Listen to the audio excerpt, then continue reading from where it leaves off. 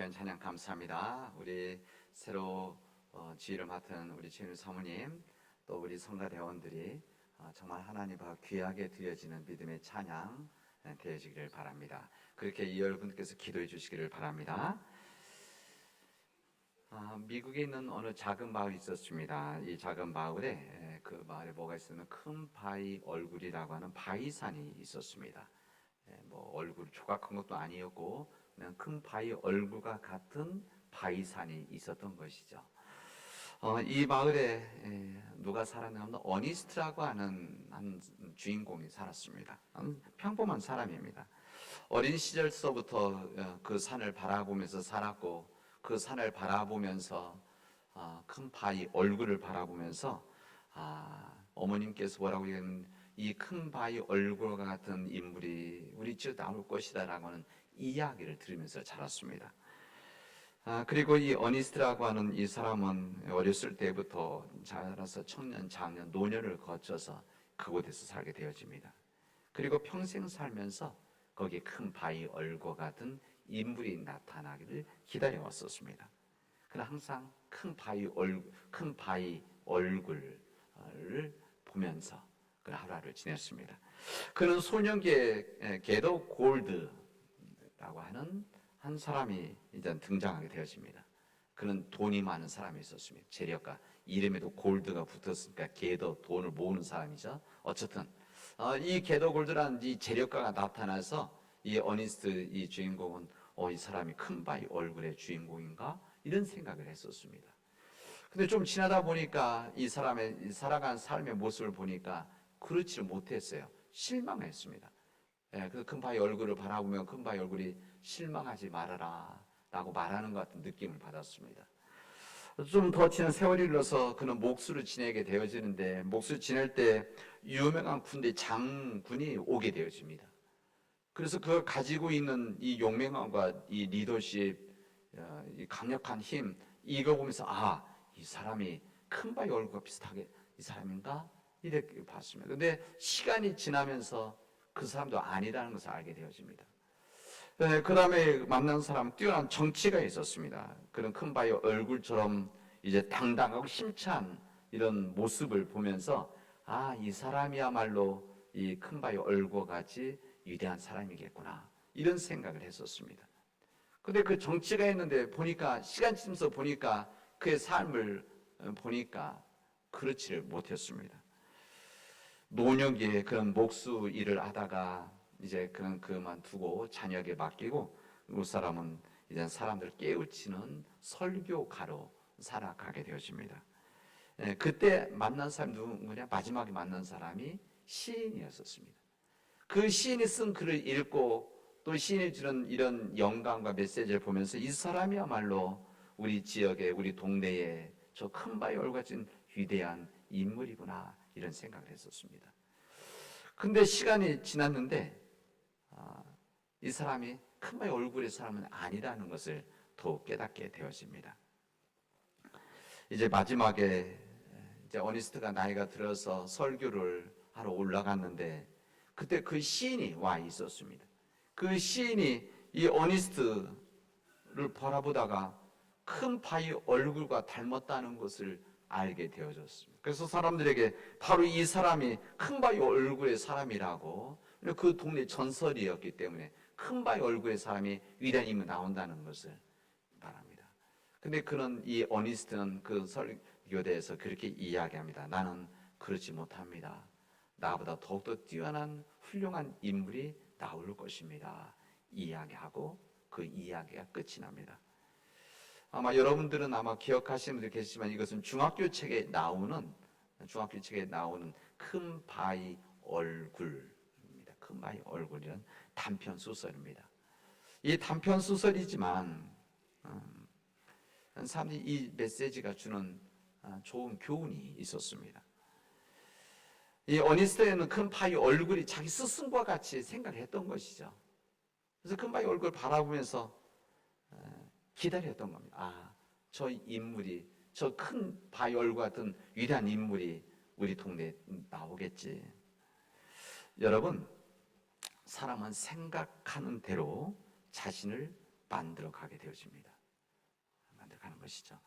삶 꿈꾼 대로 그 길을 만들어 가게 되어져 있습니다. 그래서 좋은 삶을 만나서 끊임없이 바라보면 닮아가게 되어집니다. 이 닮아갈 뿐만 아니라 그 삶이 변화가 있게 되어지는 것입니다. 오늘 44째 주입니다. 이 사순절 절기 동안은 이 예수 그리스도의 고난과 부활 묵상하면서 예수님의 말씀, 예수님의 행적 이것을 돌아보고 묵상하고 또 그 주님 말씀에 따라서 우리가 회개하는 그런 절기입니다. 오늘 44째 주시는 이 요한복음서의 말씀은 정의롭지 못한 한 사람과 정의롭지 못한 한 무리들을 우리에게 알려줍니다. 그게 누군가 하면은 한 사람은 본디 빌라도였고 그리고 한 사람 그 무리들은 유대인들이었었습니다. 유대인들이 이미 자신들의 판단으로 이미 그 칼에 쏘았던 그 예수를 사형시킬 것을 이미 결정하고 있었습니다. 사형시켜야 되겠다. 없애버려야 돼. 이런 마음은 있었지만 그럴 수가 없었습니다. 자신들과 가는 길이 너무 다르기 때문에 전통적인 그들의 유대교회에서 해왔던 일들과 다른 이야기들, 다른 삶을 살아가는 시대를 거슬러 올라가는 이런 삶을 보면서 그냥 놔두면 안 되겠다 이렇게 생각했던 것이죠. 그러나 그 당시 법이 그렇지 못했습니다. 그 당시 때 로마의 식민지였기 때문에 사형을 시킬 수 있는 권한은 없었기 때문에 그는 합법적인 처리를 위해서 이 빌라도에게 총독에게 데리고 갔던 겁니다. 이 빌라도에게 왔을 때 이 빌라도가 이 사람들이 미리 소문 다 들었었기 때문에 왜 이렇게 되어졌는지 어떤 문제가 있는지 또 그의 부인으로부터 꿈에서 어떤 이야기를 다 알고 있었기 때문에 이 처리를 잘해야 되겠다 이런 생각을 했던 겁니다. 근데 유대인들 어떤 사람들 무리들이 너무나 강하게 이 사람을 사형시키라고 십자가 매달으라고 하는 이 소리 앞에 놔둘 수가 없어요. 괜히 밀나면 안 되니까. 그래서 환심을 사기 위해서 빌라도는 예수님을 채찍질하도록 했습니다. 뿐만 아니라 채찍질만 하고 끝난 게 아니라 가시관을 만들어서 머리에 씌웠습니다. 눌러 씌운 거죠. 그러니 머리에서 피가 흐르지 않았겠습니까? 자색 옷을 입혀서 손바닥을 내리치면서 조롱을 했습니다. 육체적인 고통보다도 정신적인 이 모욕 주는 것이 훨씬 더 고통스럽다는 거 우리 다 알고 있지 않습니까? 예수님 채찍을 당하시고 가시 면류관 쓰고 피가 흐르고 그리고 머리에서 이 피가 왕의 색깔 자색 옷을 입었는데 거기에 흘러 넘치고 그리고 피가 붓고 이런 것이죠. 오늘 예수님의 고난을 가한 뒤에 다시 관정 밖으로 나가서 밖에 소리치는 이 사람들이 나가서 이젠 이 본디 빌라도가 그들과 이야기한 장면이 오늘의 장면들입니다. 채찍제 이미 온몸이 찢겨서 피투성이가 되어진 예수, 어디 성할 데가 하나도 없는 그 예수, 오늘 설 수도 없는 제대로 서는 진짜 버겨운 이 예수님께서 사람들 앞에 서서 이제 사람들이 조롱을 받고 있는 겁니다. 빌라도는 이렇게 사람들이 이해합니다. 너희들이 데려온 이 사람으로부터 너희들만 죽일 죄를 나는 찾지를 못했다. 이렇게 이야기합니다. 내가 무슨 죄가 있어야만 죽일 죄를 찾아야만 사형 다음에 십자가에 매다는데 이 찾을 수가 없었다. 빌라도가 그렇게 이야기를 합니다. 그리고 나서 이야기하는 내용이 바로 오늘의 제목입니다. 보라 이 사람을 얘기합니다. 사람들에게 보라 이 사람을 보아라. 보라 이 사람이로다. 이런 이야기입니다. 매를 맞아서 홀로 설 힘조차도 없고 피투성이가 되어졌던 아마 비틀비틀 거렸을 것입니다. 한마디로 볼품없는 그 몰골 그 자체에 있었습니다. 그런 예수님을 사람 내보며 외친 말이 보라 이 사람을 보아라. 보라 이 사람이로다. 이렇게 이야기합니다. 이 말 속에는 어떤 의미가 담겨져 있는가 하면 이런 뜻이 담겨져 있습니다. 여러분 여기 한번 보십시오. 당신들이 많은 이 사람이 이렇게 지금 몰골이 이런 사람이 이렇게 무력한 사람이 어떻게 이 사회를 전복시킬 수가 있겠고 왕이 될 수가 정치적 왕이 될 수가 있겠습니까? 도대체 어디에 반역할 힘이 어디 있습니까? 사람을 좀 보십시오라고 하는 뜻이 사실 거기에 담겨져 있습니다. 빌라도가 외쳤던 죄가 없으신 이분, 바로 우리 예수님이십니다. 이분이 누구이시길래 이 빌라도가 이 사람을 보라고 하는 것인가? 빌라도가 외치면 보라고 했던 이 사람 누군가면 사실은 지금 우리가 믿고 있는 우리 예수 그리스도 아니십니까? 그 당시에는 더욱더 더 심했죠. 왜 그런가 하면 그 당시에는 이 겉에서 보는 이 예수님이 아무런 힘도 없고 무기력하고 정말 설기조차도 힘들어하는 그다음에 이 실패한 한 사람, 가시관을 쓰고 조롱을 받던 그 사람, 이 사람 우리가 그리스도로 믿고 고백하고 있다는 겁니다. 저는 이 사순절 때 이 말씀을 읽을 때마다 이 목소리는 이 사람 보라라고 하는 이야기는 이 빌라도가 유대인들 제사장들에게 했던 이야기이자 오늘 우리 시대에 해주신 주님의 말씀입니다. 지난 2000년 동안 교회 공동체에 주신 주님의 말씀이기도 합니다. 빌라도를 통해 주신 말씀이죠. 지금도 여전히 우리에게 이 사람을 보라 우리에게 말해주고 있습니다. 빌라도가 이 사람을 보라고 외쳤을 때 예수님은 채찍을 맞으신 예수님이셨습니다. 예수님께서 우리의 허물과 죄악 때문에 우리 대신 채찍질을 당하셨다고 벌써 이 일이 이루어지긴 400년 전에 이사야 선지자를 통해서 이미 얘기를 하셨습니다. 그런 메시아가 이 땅에 오면은 그런 조롱을 받고 채찍질을 맞고 고난을 받을 것이다. 여러분, 예수님께서 채찍을 맞고 피를 흘리신 고통당하신 이유가 무엇이었습니까? 이것은 우리의 치유를 위함이었습니다. 그 당시 때 사람들이나 지금의 우리들이나 하나님 백성들 아닙니까?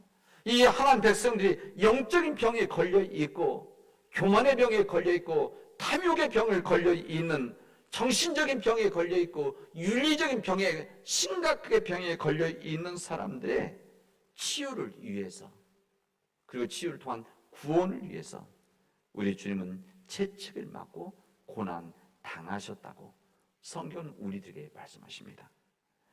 빌라도가 이 사람을 보라고 외쳤을 때 우리 주님은 조롱당하신 예수님이셨습니다. 군인들이 가시나무로 관을 엮어서 머리에 그 가시관을 자색 옷을 입혀서 임금의 색깔은 입혀서 지금 말하면 창피를 주는 것이죠.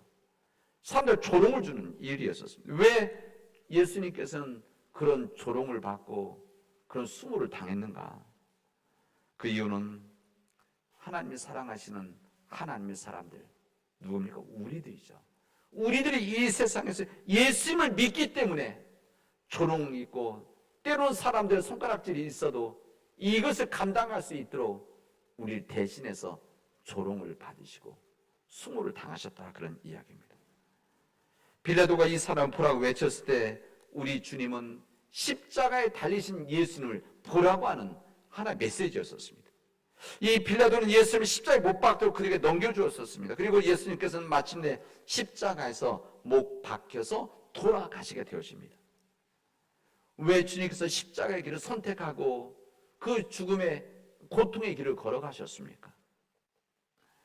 이것은 우리 주님께서 우리가 십자가를 바라보면서 우리가 의의 길을 걸어가도록 하기 위한 주님의 헌신이셨습니다. 그래서 십자가의 죽음을 선택하신 것이죠. 이것은 선택입니다. 어쩔 수 없는 죽음이 아니라 주님의 선택입니다. 주님께서 예루살렘에 올라가기 전에 3번이나 순환을 예고하십니다. 나는 예루살렘에 올라가면 제사장들에게 장로에 붙잡혀서 고난을 받고 순환을 당할 것이다. 그리고 십자가에 죽게 되어지는데 그러나 나는 살아날 것이다. 이렇게 이야기를 3번이나 이야기를 하셨습니다. 그 이야기는 무슨 말입니까? 만약에 그런 고통, 죽음이 있다고 하는 그 고통, 예수 마지막 기도하실 때 주님, 이 고통 너무 심할 것을 아시기 때문에 주님 하실 수만 있다면 이 잔을 내게서 옮겨 주십시오. 이 잔을 지나가게 해 주십시오. 이렇게 애절한 기도를 할 정도였었습니다. 왜? 예수님의 고통을 아시니까. 예수 고통 속에서 힘들어하신 거 아시니까.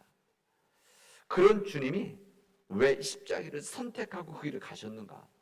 안 가신다고 해서 누가 뭐라고 했겠습니까? 오히려 가지 않고 살아남아서 더 큰 하나님의 일을 하실 수도 있었던 것 아니겠습니까? 그러나 우리 주님은 그런 상황 속에서 십자가의 죽음을 통해서 우리 죄된 우리들, 끊임없이 죄를 지을 수 있는 우리들, 죄 가능성과 죄 속에서 살아간 우리들이 주님의 용서하심을 받을 수 있도록 대신 십자가에서 죽으신 주님의 역사였었습니다. 빌라도는 그 예수님을 바라보러 가는 겁니다. 이 사람을 보라. 이 사람 보라는 바로 조롱당하시고 십자가에 죽으시고 채찍맞으시고 수모를 당하신 그 예수님을 바라보아라. 우리에게 주님은 빌라도를 통해서 해주신 주님의 말씀입니다. 우리 주님은 죄가 없으신 분이셨습니다. 이 빌라도가 이 사람 보라라고 말씀하실 때는 죄가 없으신 주님이셨습니다.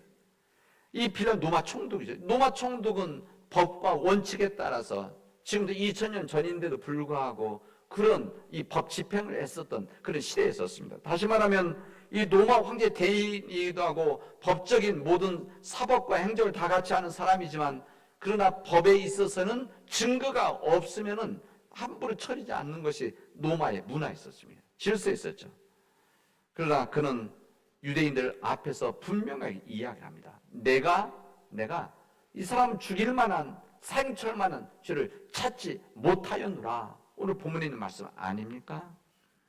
유대인들 당신의 고발한 죄는 유대 종교와 율법에 관해서 기껏해야 자기들이 싸우고 있는 갈등이지 사형을 칠 만한 죄가 아닙니다라고 하는 실정법의 죄를 찾을 수 없다. 이 이야기를 이 빌라도를 통해서 증언을 하게 되어집니다. 그래서 빌라도는 예수를 놓아주려고 애쓰게 되어집니다. 죄가 없다고 공개적으로 3번이나 이야기를 하게 되어집니다. 그러나 거기에 있어 유대인들의 이 너무나 큰 함성과 그들의 압력에 의해서 예수님을 십자가 처형에 이제 내몰게 되어집니다. 그래서 주님은 십자가에서 마지막 사랑을 사람들이 전하고 돌아가신 것 되어진 겁니다.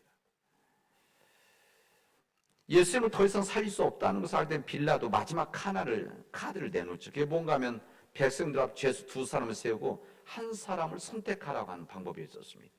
그러니까 만약 예수님을 선택하면 예수님을 살려주고 만약 이 죄인들을 선택한다면 죄인을 놓아주겠다라고 하는 이야기가 있었습니다. 이때 사람들이 이거 하나의 유월절의 관습이었는데 그 로마 이 제국이 주는 하나의 선물과 같은 이 사람 달래기 위한 하나의 방법이 있었죠. 그래서 사람 어떻게 합니까? 사람들은 누구를 유월절 관리 때 둘 중에 누구를 설방할 것인가 했을 때 바라바를 놓아달라고 이야기를 하게 되십니다. 이 빌라도는 결국 이 유대인들의 이 무리들의 이젠 힘에 의해서 진실을 버리고 예수님을 십자가에 내어주게 되어집니다. 이것이 우리가 알고 있는 주님의 십자가에 대한 사건입니다. 저는 이 사순절에 이 말씀을 읽을 때마다 예수님에 대한 이야기를 듣지만 저는 바라바를 생각합니다. 이 바라바는 예수는 죽을 수밖에 없는 바로 죽음에 처할 수밖에 없는 십자가에 죽을 수밖에 없는 사람이었는데 예수님으로 인해서 그는 생명을 구하게 되어지고 살아나게 되어집니다. 저는 이 바라바를 바라보면서 이 바라바가 이 사형을 취했던 이유가 강도를 했다 또 뭐 정치적인 일을 하다가 이런 뜻이 몇 가지가 곳곳에 있습니다. 그러나 이것이 여러 가지 가설이 있다는 것은 정확하게 모른다 이런 설명 아닙니까? 어쨌든 그러나 어떤 이유든지 죽을 수밖에 없었지만 예수님 때문에 그가 살아나게 되어진 겁니다. 그걸 보면서 주님을 믿는 우리가 예수님으로 인해서 구원받은 우리가 바로 이 바라바와 같은 사람이 아닌가. 이것을 주님께서 우리에게 다시 한번 알려주신 것이 아닌가 저는 생각해 봅니다. 여러분 보십시오. 우리가 누구로부터 구원을 받습니까? 예수 그리스도. 우리가 어떻게 구원을 받았습니까? 예수 그리스도께서 우리의 십자가에서 죽으심으로 우리가 구원을 받았습니다. 이것을 가장 눈앞서 가까이 예수님으로 인해서 이 바라바가 이제 살게 되어진 이 역사를 통해서 우리에게 알려주시는 것입니다. 사랑하는 우리 믿음의 교우 여러분, 이제 우리를 위해서 십자가에서 죽으신 예수 그리스도를 바라보시길 바랍니다. 예수 그리스도를 바라보는 우리가 되어지길 바랍니다. 우리가 큰 바위 얼굴에서 말씀하신 우리가 계속 끊임없이 바라보면 우리가 그게 닮아가게 되어지는 겁니다. 우리 삶이 그렇게 변화되어지는 겁니다. 우리가 십자가에서 달리신 예수 그리스도, 사람들 속에서 조롱을 받으신 그 예수 그리스도, 모멸을 받으시며 감당하신 우리 예수 그리스도를 우리가 바라보게 되어지면 우리가 예수 그리스도를 닮아가게 되어져 있습니다. 예수 그리스도를 바라봄으로 그 예수 그리스도를 닮아가는 우리 믿음의 교우들이 되어지기를 바랍니다. 저는 이 말씀과 더불어서 이제 이 시대 속에서는 이 소리를 우리를 바라보게 해야 됩니다. 우리가 예수 그리스도를 바라봄으로 인해서 우리가 예수 그리스도를 닮아가는, 그 예수 그리스도의 말씀대로 살아가는 이 삶을 살아가는 우리들을 보고 세상 사람들이 이 사람을 보아라, 남원제일교회 이 장로님을 보아라, 남원제일교회 저 안수 집사님을 바라보아라, 남원제일교회 권사님을 바라보고 집사님을 바라보아라, 남원제일교회 목회자 장유수 목사를 바라보아라. 이 소리를 듣는 우리가 되어지길 바랍니다. 저는 우리 믿음의 교우들이 예수 그리스도를 바라봄으로 인해서 세상 사람들이 저 집사님의 가정을 바라보십시오. 진정 믿음의 가정입니다. 부모님이 가셨던 믿음의 귀한 전통을 잘 지키고 이름도 없이 빛도 없이 잘 섬기는 가정입니다. 이런 소리를 들을 수 있기를 바랍니다. 저는 우리 교회가 이 소리를 들었으면 좋겠어요. 세상 믿지 않는 사람들이 남원제일교회를 바라보아라, 이 소리가 이 지역 안에서 우리 민족 안에서 들려지기를 원합니다. 예수 그리스도의 말씀대로 살아가는 교회, 예수님의 뜻대로 살아가는 교회, 예수님처럼 고난당하고 힘들고 고통스럽고 때로는 조롱도 받고 수모를 당하지만 그럼에도 불구하고 주님의 길을 걸어가는 남원제일교회와 교우들을 바라보아라. 이 믿음의 고백이 우리 안에서 이루어지기를 주님의 이름으로 축원하겠습니다. 기도합시다. 은혜가 풍성하신 하나님 감사합니다. 우리를 위해서 피 흘리시고 우리를 위해서 고난 받으신 주님, 우리를 위해서 우리의 치유와 구원을 위해서 그 모든 수모를 당하셨던, 그리고 십자가의 고통을 그냥 받아들이셨던 그 주님을 우리가 바라보게 하여 주시옵소서. 우리가 그 주님을 바라봄으로 우리가 닮아가게 하시고 세상 사람들이 우리를 바라보라라고 하는 그 세상의 외침이, 고백이 이루어지도록 인도하여 주시옵소서. 예수님의 이름으로